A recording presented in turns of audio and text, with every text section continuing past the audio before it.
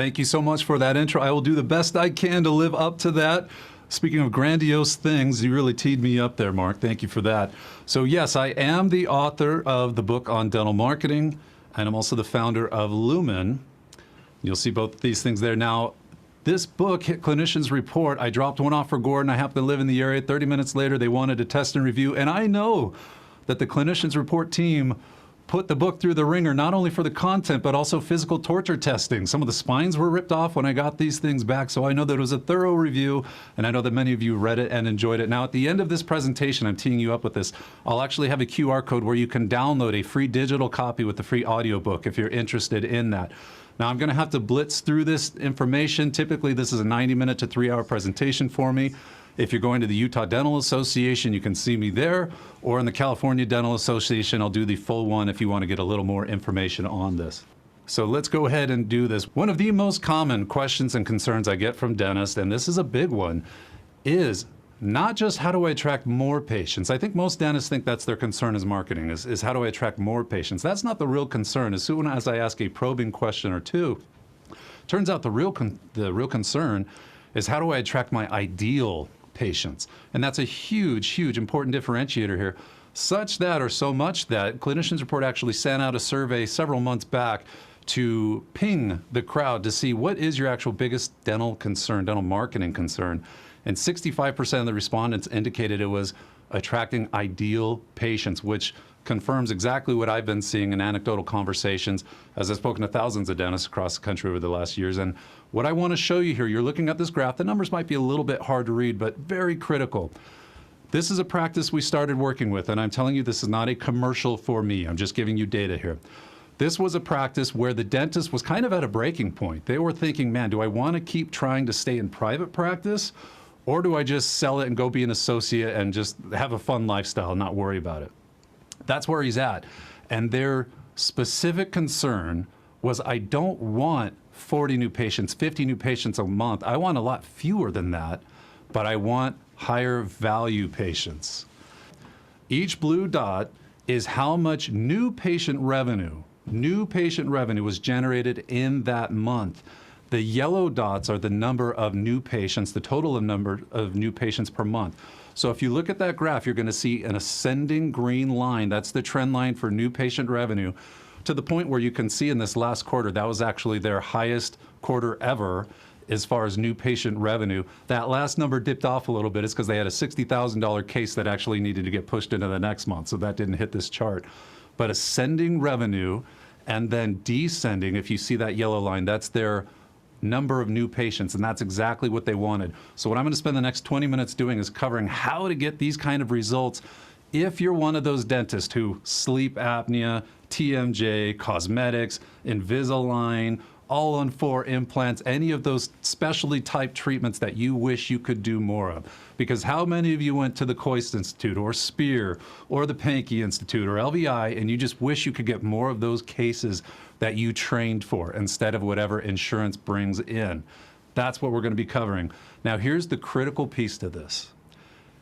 Most dentists just try a scattershot approach, and I actually call it marketing whack-a-mole when they go to marketing. They just try whatever came up at their most recent dental conference or dental conference when they were learning about these marketing ideas, and they just haphazardly try it. And if it doesn't work, they say, oh, that didn't work for me. There's a critical piece here, and I'm going to refer to the wise Sun Tzu to make this point.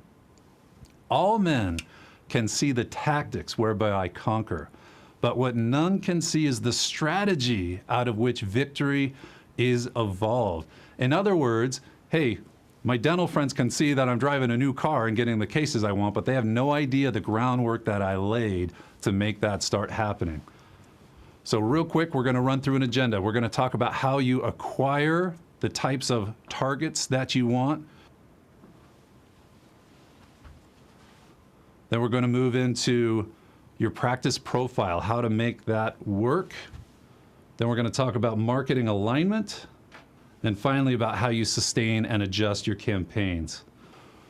First big concept I want you to understand, because this is another piece that dentists understand a portion of it, but I want you to understand the full picture.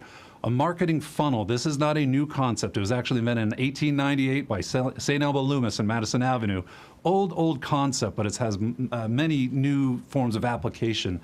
The idea is that you have many people that are aware of you in your market, or that you can make aware of you.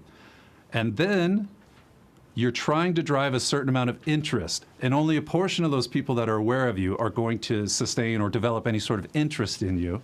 And then only a portion of them are actually going to call and schedule, and then a portion of those are actually going to accept treatment. And so when you stack these together, that's where you get this funnel concept. Now, when you get into good marketing, you're aware of each one of these stages, and you're trying to optimize your experience for your potential patients at each level. Hope that's making good sense. Now, with that said, who do you even want to target? Who are you trying to attract? Now, for me, when people call me up, usually it's for one of three reasons, and this ties into their ideal patients. One, they're trying to sell more or provide more of a specific service. They're trying to drop insurance. That's a huge one. Many of you maybe have experienced that or just about had it up to here with insurance. So that's a very common one. And the last one is just growing my patient base. Whether you're bringing an associate, you're building on an extension or new operatories, and you want to fill up your schedule. Those are the three most common reasons. But let me ask you, what is your ideal patient? And this is critical to understand. Now, I love that Mark brought up earlier that wonderful graph showing normal dentist and ideal dentist as far as revenue you're generating. Now, I'm going to tell you this tip now before I forget because of the compressed presentation here. If you want to attract your ideal patients, you need to be their ideal dentist. And I can't emphasize that enough. You're not going to attract the patients you want unless you're attractive to them. So, your ideal patients, usually this is a person who values your quality of care and they want the treatment that you want to perform. So let's ask yourself some questions. What kind of dentistry excites and fulfills you? What types of people do you enjoy serving? Does your practice have capacity to do more of it? And this is a critical follow-up to that. Can your market support it? I've worked with many practices who are in a tiny rural community with barely any people around. They're not going to grow the $10 million super cosmetic practice in their area. It's just a function of where they are. Finally, is your practice attractive to your target? Now, I'm going to give you a quick tip on building what I call personas. We used to call these avatars in the business, but until a very certain movie with big blue people came out, that kind of ruined the term avatars for the marketing term that we use. So we call them personas.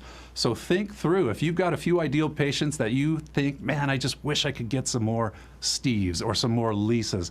That's my ideal patient. If you can crystallize that thought and even build a profile of that type of person, that's going to give you a very clear target of who you're trying to direct your messaging to and be more effective at it. Because if you have the mindset, hey, I want to say something that's appealing to everybody, if you're trying to appeal to everybody, you're going to appeal to nobody. You've got to get very targeted and specific and resonate with those types of people that you're looking for. Now, I have a great tool here. It's called a segmentation analysis. This is part of the free download. At the end, if you want it, free tool, knock yourself out. This is a really, really nice methodical way to go through and build out the tools that you need to build an effective marketing campaign. Now with that, let's move into your market profile, assessing your true market standing. Here's where you're going to have to kind of step in front of the mirror a little bit, and it can be uncomfortable. I'm warning you, it can be a little uncomfortable, but it's critical to do this right. Now the first step, this is something again that was alluded to earlier. Your culture of your practice is the foundation of your marketing. It's the absolute foundation. I've seen practices before, terrible culture. The dentist can't keep his team together intact for more than 3 months, constantly rotating them through. And in their mind, I just need more patients. I need more patients. So they're addicted to bringing in new patients, and then they just bleed through because they don't have the foundation established to actually bring them in and keep them in. So here's a quick example. Again, I talk dollars and cents. This is a real example. This is a practice that we worked with out in Virginia. In 1 year, this dentist collected $579,000 in revenue from new patients from their online marketing efforts. The next year, that dropped to $117,000, and we got the boot. This dentist fired us because the assumption was, oh, my marketing has dropped off. They're not doing something right. Of course, it's somebody else's fault. On further reflection, they called back a little while later. They hired us back, and I said, well, what's going on? What happened here? They told me, I don't want to say sheepishly, but humbly, we looked closer at what happened. It turned out that we had a lot of turnover at the front desk, and our front desk people were not answering the phones with our scripts. They weren't doing it well. They had bled through so much in opportunity, new patient revenue, because they didn't handle that well. It really, really affects the top line and bottom line of your practice. This was from a survey of 250 practices across the world, actually, where the culture of their practice was quantified to try to tie some metrics to it. And when these practices were profiled with these metrics, turned out that the top quartile of these practices, on average, earned 22% more revenue and saw 2.7 times more new patients than the other, with just these culture metrics, not their marketing, their culture. So again, the point I want to make here is your culture is the foundation for your marketing. And you may think this is a soft subject. That's fine, but look at the big business minds. This quote is attributed to Peter Drucker, but culture eats strategy for breakfast. Now let's define that real quick, and I'll give you an example, and I will get to some marketing tactics at the end, but again, we need to discuss these points. Your culture is your mission, your vision, and your values. And the clearer and more succinct and the punchier you can get with each one of those elements, the more your team can rally around that, and the more you can really infuse it into the day-to-day operations of your practice. How you talk to people, how you interact with people, how your team treats each other. All of these elements are critical. Now, here's another tool for that, again in the book. In my larger presentation, we go into more detail with more examples, but you can fill out this tool. It's in the book. All right, I'm going to show you a real example of a practice. This is the one from those numbers I showed you earlier, where their new patient revenue more than doubled and their number of new patients dropped, which is exactly what they wanted. That was their objective. So I want to show you what a real punchy culture charter can look like, and it should inspire you and help drive some thoughts for you. So their slogan, which is an old Gaelic word for battle cry, so if you think of what 3 or 4 words escape your mouth as you go charging into your office screaming every morning, this is what they think: innovative drive, extraordinary results. Now, the logo that I'm showing here is their old logo before we helped them craft this, and I want to show you the discrepancy of how their culture doesn't really match up with their visual branding. Their mission: every day we apply our innovative drive and intense commitment to patient comfort to deliver extraordinary smiles. And then their vision, what success looks like to them: we aspire to be recognized as the pinnacle of dental care in Colorado's Front Range. Not very modest language here, but it's inspiring language for them, and that's what's important. Now, in their values: innovative drive, embracing the impossible, patient-centric comfort, integrity first. So as we were going through the branding process with them, we were coming up with different ideas, but we want to tell the story of the culture of the practice with their visual branding, with their logo. And it was funny. They live in Colorado. They're very outdoorsy. The dentist likes to do rock climbing, and they asked, you know, can we use a mountain goat for our logo? And I said, that's perfect, because that is a wonderful representation of the values of the practice of doing the impossible. If you've ever seen one of those videos of little billy goats climbing up the side of a sheer rock face with, like, 1 millimeter to grab onto, and they can go up sheer faces, that was a great representation for this guy's attitude and disposition. So we just absolutely love how this turned out. Next, look at your patient experience. We shorten this to PX. What do your potential patients and current patients experience when they deal with you? Now, Mark alluded to this earlier. He intentionally built a high-end cosmetic brand. That starts way back at the beginning. What experiences are you giving people? So does your practice, does it look like this when people walk by? Or does it look like this? If you're trying to pitch yourself as a high-end cosmetic dentist, you might be able to tell that there's a little bit of a disconnect when people see what's online versus what they see when they walk by your practice. How about the interior? Does it look like this or like this? How about the person who answers the phone? Do they sound like they have that vocal fry and they'd rather be making a reel? Or does it sound like they're happy and engaged talking with you? Each one of these elements is a piece of the patient experience. Again, another tool here, we can map these out with the sequence. If you imagine the entire journey somebody goes through with your practice, from discovery to their actual visit to following up, and then finally, how do you build loyalty? Now let's finish this piece talking about your brand.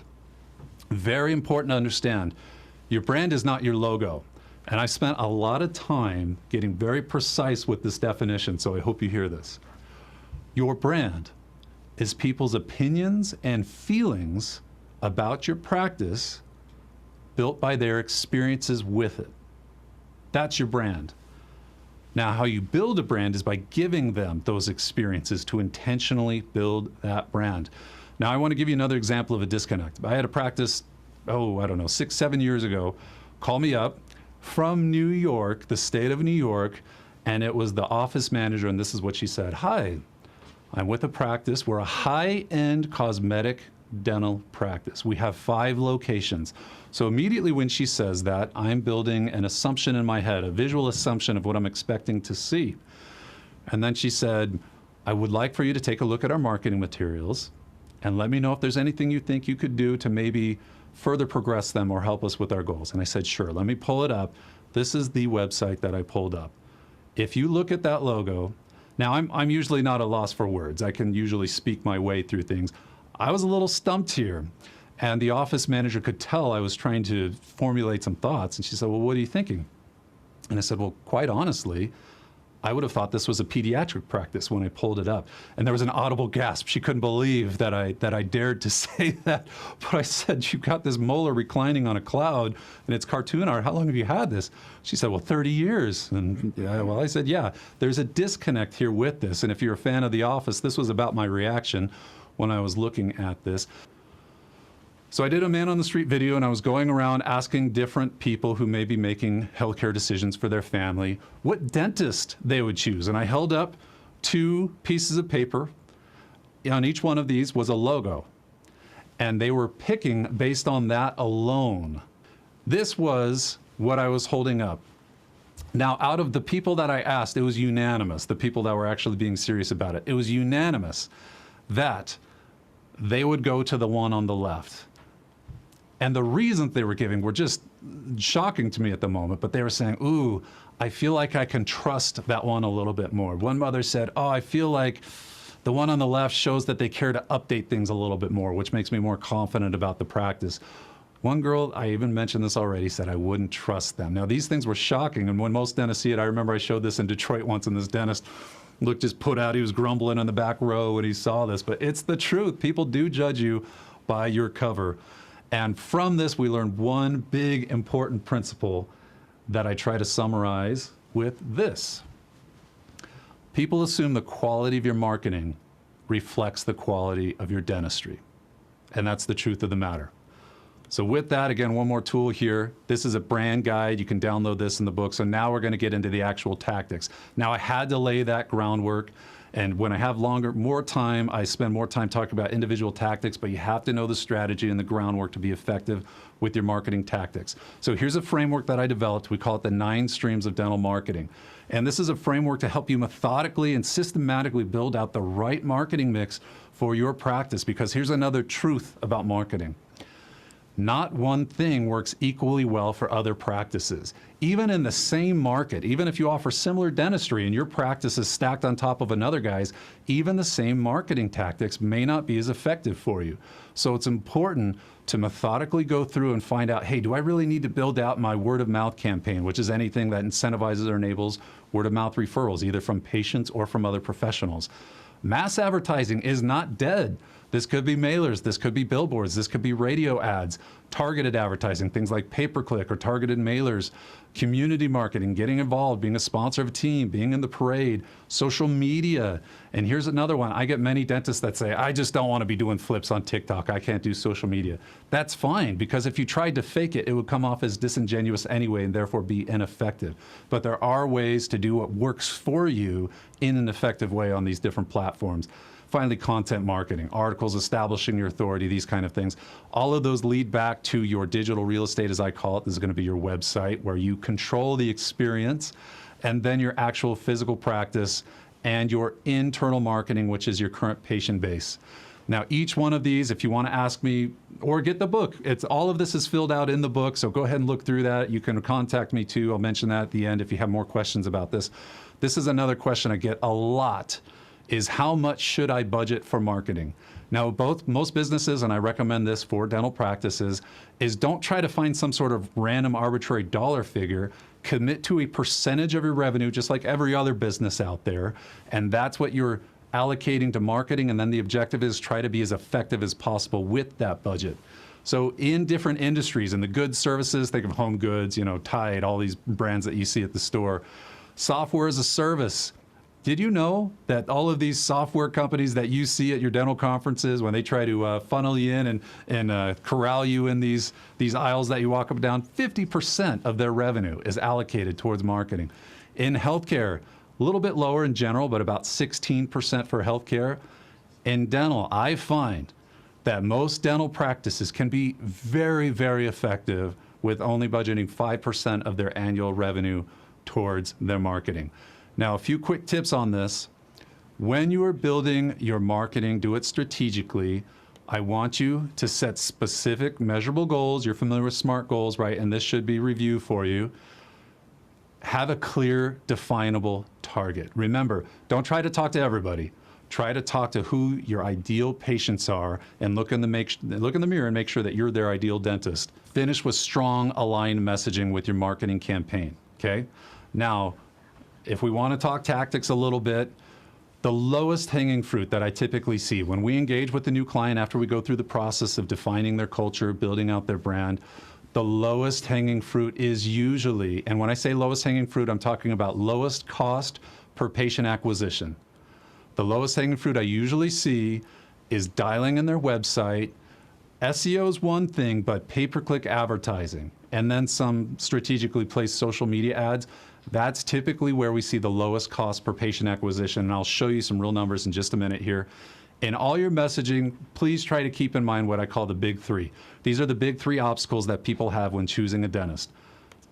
Number 3 is fear. You've got to overcome that. Many people leverage sedation dentistry is a big way to overcome this fear. Time. This is convenience. So I think we're going to have another presentation later about same-day crowns. I don't know what they're going to say, but I do know that they're effective with marketing for people who want to get in and out the same day. And then the final concern that people have, the big obstacle for people coming in is Monet, right? How am I going to afford this? Do you take my insurance? All of those things. Now, finally, let's finish with this. After you get your campaign in, don't quit after a few months just because you think it's not working. It very well could be that it's not the tactic or medium that's the problem, but how you're using it. And we've seen that a lot. So let's get right to this to finish with this on time. I want to show you some real examples with real numbers here. This is a typical pay-per-click campaign funnel. About 3% of your ads may be clicked in on average. Conversion rate of 3.3, meaning of those people that hit your website, 3.3 contact you. Then depending how good you are on the phones, there's your schedule rate. And then finally, what percent actually accept treatment. Now, I've got some great examples of when things can get out of whack. If you've got a really high case acceptance rate, but you're not converting on revenue, you might have a pinch point in the middle with how you're answering the phones or something similar. If you've got great top of funnel activity, but you're getting terrible revenue, we had this happen just recently, your case acceptance may be dropped out, and you've got to, I like to see at least 30% or better on case acceptance for new patients. Current patients closer to 70 to 90%. Now, this is what we're going to finish on. These are real numbers. Again, it's going to be real small. Screenshot this or something, but I just want to give you an example. This practice has been running pay-per-click ads, spending over $5,000 a month on pay-per-click, but not converting to revenue. Most dentists would look at that and say, oh, well, pay-per-click doesn't work for me. Not the case. I want you to specifically look at the conversion rate on dental implants, if you can see that. 0% conversion rate. We took that over 6 months later. You can see the top. They got their conversion rate up to 17.25%. That is what drove the huge revenue increases for them consistently from their new patients. It wasn't the medium, it was how they were using it and optimizing at each conversion point. So in quick summary, what we talked about today, make sure you know who you're targeting, who your ideal patients are, make sure you're the ideal practice for them, get your marketing in alignment, select the right tactics and align them with your messaging, and then sustain that and adjust. Here is the link if you want to go ahead and download the book on dental marketing, where we go into much more detail with real case studies and examples from these practices. Go ahead and screenshot this real quick. And then if you do want to have a talk with me, I can do a free consult. You can go ahead and book that right there. Anyway, hope to see you at either Utah Dental Association or California Dental Association. I really appreciate your time.